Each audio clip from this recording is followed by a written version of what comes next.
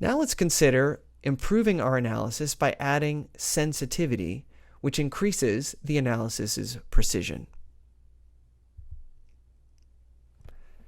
Here's another example.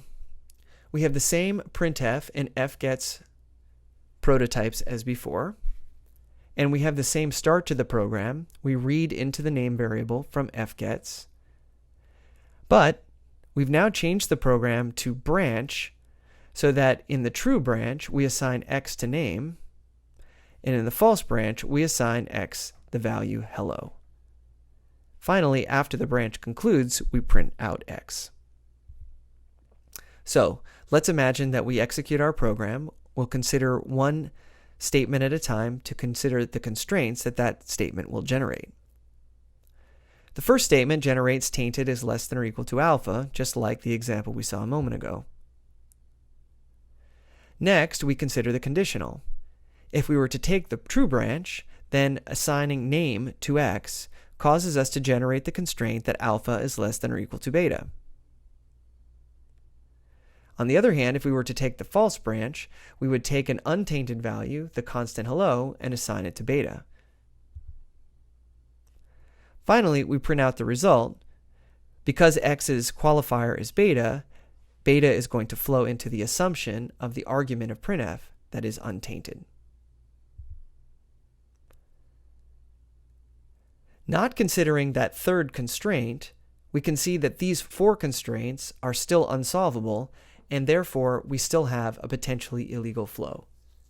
And this makes sense because if the true branch were ever executed, we would in fact use something read from the network as a format string for printf. Now let's drop the conditional. It's a very similar program, except in this case, when we assign to name, we immediately overwrite it with the constant hello. If we go through the program, it turns out we will generate exactly the same set of constraints. In this case, however, those constraints really mean something very different because we are sure that the second assignment to x will overwrite the value assigned in the first case rather than being assigned in alternative to it. As such, these constraints will complain that there is an error when in fact there is none, and therefore the analysis has produced a false alarm.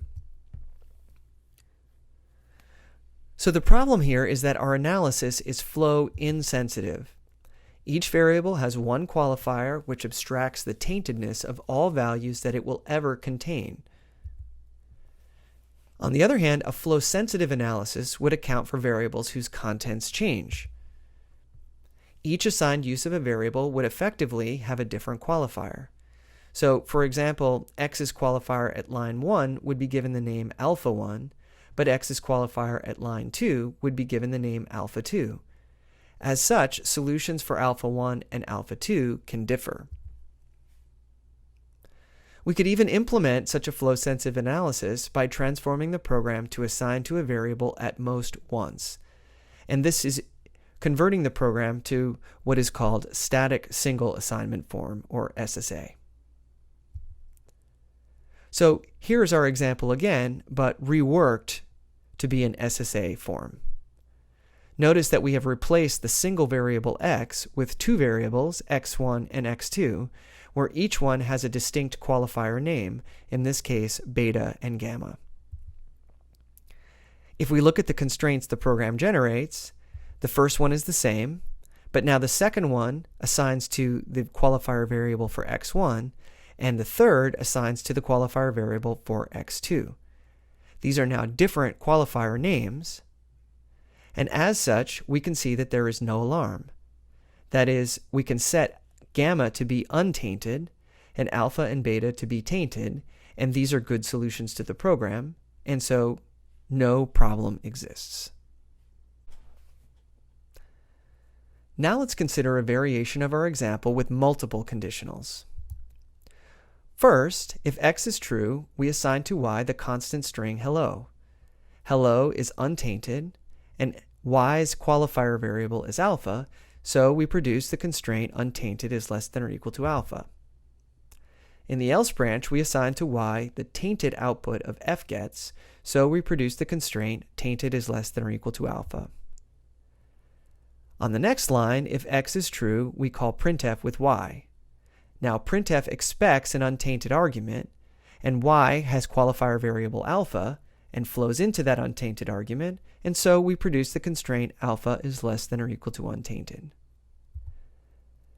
However, we can see that these constraints have no solution, but that this lack of a solution is in fact a false alarm. Why? Well, the two constraints that create the problem are impossible to execute in the same program.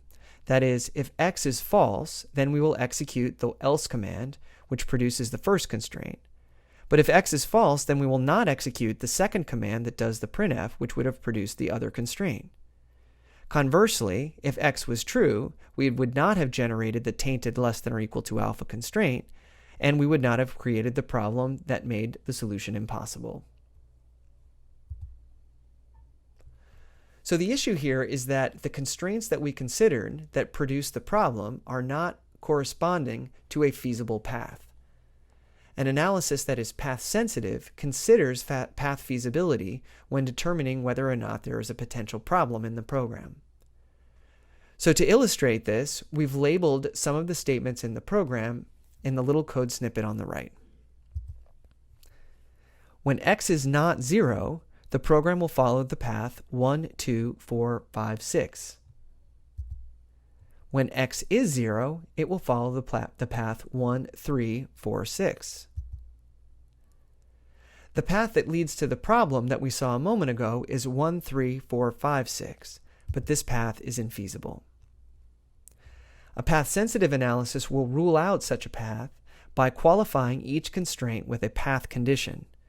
So instead of just generating the constraint, untainted is less than or equal to alpha, it will instead include the condition that says that this constraint is only valid when x is not equal to 0. On the other hand, the constraint tainted is less than or equal to alpha is only valid when x equals 0. When determining whether constraints have a solution, the path conditions will be considered. We'll see that only the first and third constraints should be considered together on the one hand, and in this case alpha does have a solution, untainted, or only the second constraint should be considered on the other hand, and again alpha has a solution but a different solution, and therefore there is no alarm in the program. If flow and path sensitivity are so useful, is there any reason not to use them? It would seem that the added precision is important for avoiding false alarms, which would otherwise arise by conflating flows or paths. But both sensitivities make the flow analysis problem harder to solve. For example, flow sensitivity increases the number of variables the analysis considers, and thus increases the number of nodes in the constraint graph that we must solve. Path sensitivity requires the use of predicates to distinguish different paths, which means we must employ more general and expensive solving procedures to make use of them. In short, the added precision decreases performance, which ultimately hurts scalability, limiting the size of programs we can analyze. This trade-off is sometimes managed by employing a demand-driven analysis, which adds precision only as needed and where it's needed. We'll discuss this idea a bit more later on.